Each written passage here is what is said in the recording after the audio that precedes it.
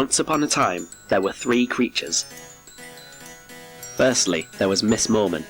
Some would call him a vile beast. True, his main hobby and principal function for sustenance was swallowing people's souls, but you certainly couldn't hold that against him. Nor would one wish to label him malicious. It takes all sorts, I suppose. Secondly, there was the happy smiling germ. He was rather a lonely sort. Alas, few folks would wish to associate themselves with a walking disease. And thirdly, there was Esme Kipper. She didn't talk much. Not at all really, since her brother was sent east, though one wouldn't wish to speculate.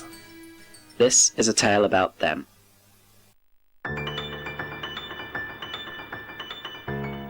Miss Mormon awoke feeling extremely hungry. He strode to Abraham Didcot's fruit and vegetable stall in the market square. Manning the stall was his assistant, Esme Kipper.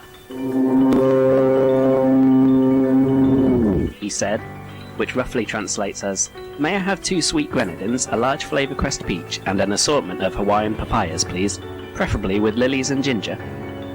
The transaction over with, he scoffed down the lot with his vortex gob. But there was still an emptiness in his belly. Miss Mormon made haste to the local park, being sure to tip his hat to the happy smiling germ, who at the time was feeding the ducks. Once again, he agaped his pipe mouth and sucked in the contents of the lake. Ducks, swans, carp and tadpoles all found their way into his gargantuan abdomen. This at least came as somewhat of a relief to some of the ducks, as the happy smiling germ's infected feed had been making them feel a tad queasy. Still his belly was barely a quarter full. Suddenly it dawned on him that his favourite feast was the souls of men. Thankfully he was directly adjacent to a conference centre, currently in session. Plenty to go around.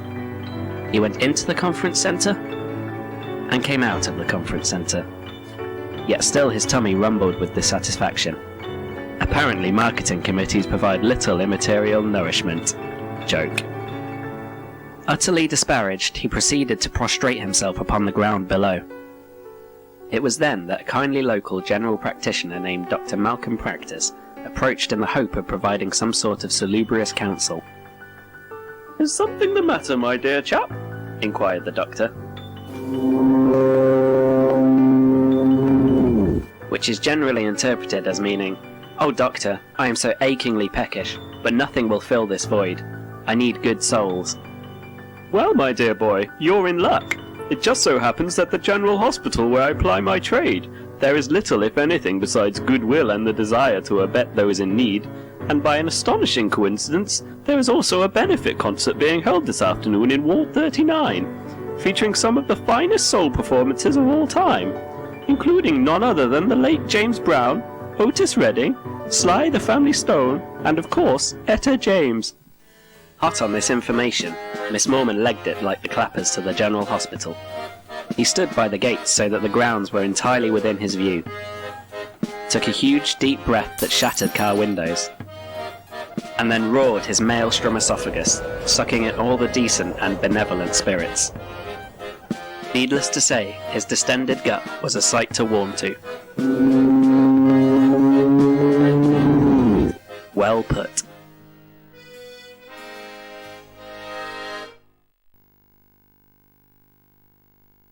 Having been robbed of mallards to cater for, the happy smiling germ was at something of a loose end. It then dawned on him that he had intended to woo his betrothed, the formidable beauty Esme Kipper, with some form of an offering. Rocking his noggin, he recalled the infamous "lemon which dwells in the cave." Perfect, he thought.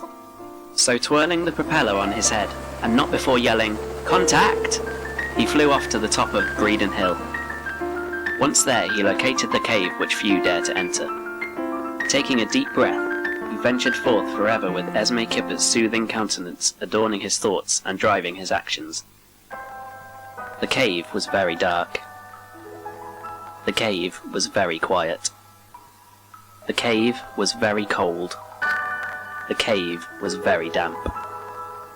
There were mutilated animal cadavers scattered everywhere. He was about to give up hope, when he noticed a glistening stream of yellow light protruding from around the corner. He hastened with caution, and beheld the most jaw-dropping, ore-popping lemon you ever did see, perched atop a salient plinth.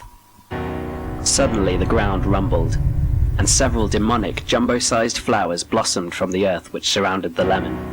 Their eyes were hollow and their teeth were very sharp. "Tremble, poor morsel, for you have met your probable doom," said the first flower, swaying in the light zephyr. The happy smiling germ implored, "Prithee thee, noble orchids, but this herbaceous fruit of the sour kind will surely be the spark to set me betrothed's heart a-blazing. I beseech thee, do me a melon." "You mean lemon?" spoke the third flower. "Enough, comrades! Destruct this man's nasal passage to disorientation with your powerful, nay fatal nectar, that hath before possessed the souls of so many a fluttering winged insect."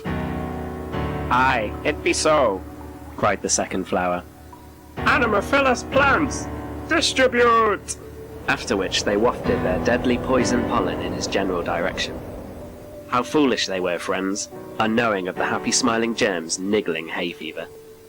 It took but 2 sniffs of nature's pheromone before he was sneezing left, right, centre, and every which other way. Sneezing, of course, what he sneezes best: disease.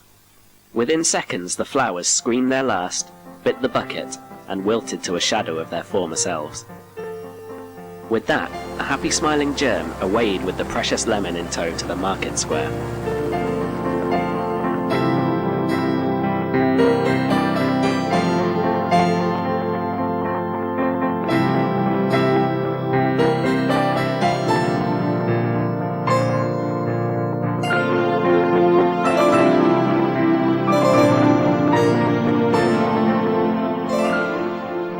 Floated like a feather down to his star-crossed lover. "My darling, I have a gift for thee," he said, producing the legendary lemon which dwells in the cave. Somewhat bemused, Esme Kipper gestured towards a gargantuan crate of fresh lemons. "Oh, you already have some. Of course, fruit and veg stall? Should have known, really. Righto, well, sorry to,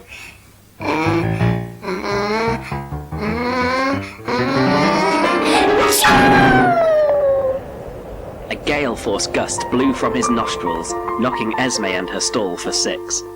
Panicked, the happy smiling germ fled the scene. Once out of sight and somewhat vexed, he tossed the deadweight lemon to the floor, where it struck a protruding bit of scrap metal, squirting bitter lemon juice into his eye sockets.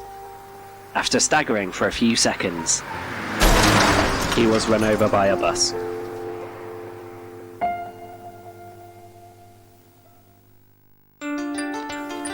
One day, shortly after receiving a well-meaning but poorly thought-out gift, Esme Kipper caught a cold. She woke up sneezing, freezing, and feeling very, very groggy. She was indeed so ill that when she endeavoured to undertake her vacation at the fruit and vegetable stall, Mr. Abraham Didcot promptly insisted on sending her home for the day, what with her sneezing all over the Satsumas. She curled up in bed among the comfy pillows and warm quilts with a hot toddy, the recipe for which her grandfather had taught her. Soon enough she nodded off. When Esme Kipper next awoke, it was dark outside. Her bottom half was completely numb, while her torso stung inexorably up to the neck. Fever had drenched her wet head in sweat. She sighed in silence. Wretched faces pounced from all over. Grey, withered, distended mugs, lips stapled to eyelids, hair what melts down to the brow. She tightened her eyes shut and tried to block them out. Again she sighed in silence. She prayed for words, but no words came, and no one would have been around to hear them anyway. Her arms couldn't even reach pills. She saw herself like this until the future, when koala bears floated in on skateboards and patted her on the cheeks, all puffed up like. Suddenly she felt herself sinking in the bed. How embarrassing to suffocate in these bed sheets, she thought. My house is my bed. Bed house. Please, Lord, don't let me suffocate in these bed sheets. In bed house, she pondered. Once again she sighed in silence. And with that, an exhausted Esme Kipper drifted off into a deep, dark sleep.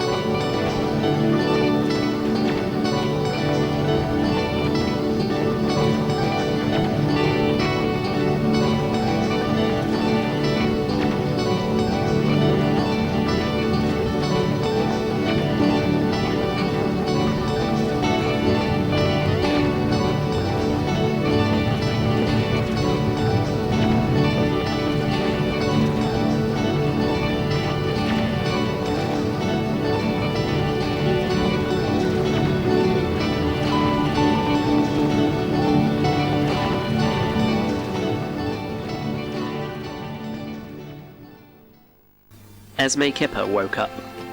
She focused her blurry vision at something flimsily scribbled on the back of her hand. Promptly she became aware that her blocked-up nose had become unblocked. The ringing in her ears had ceased ringing. Her mouth wasn't so dry.